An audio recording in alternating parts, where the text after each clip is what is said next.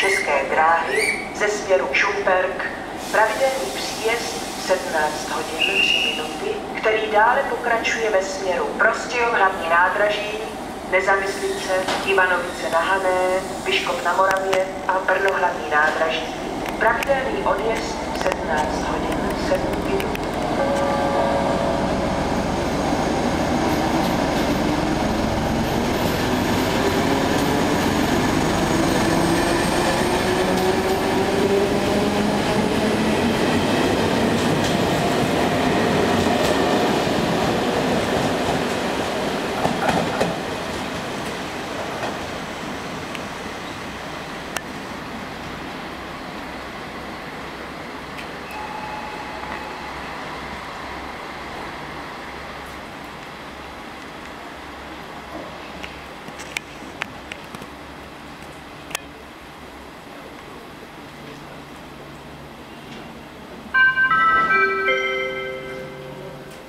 Prosíme pozor, u prvního nástupiště se bude posunovat.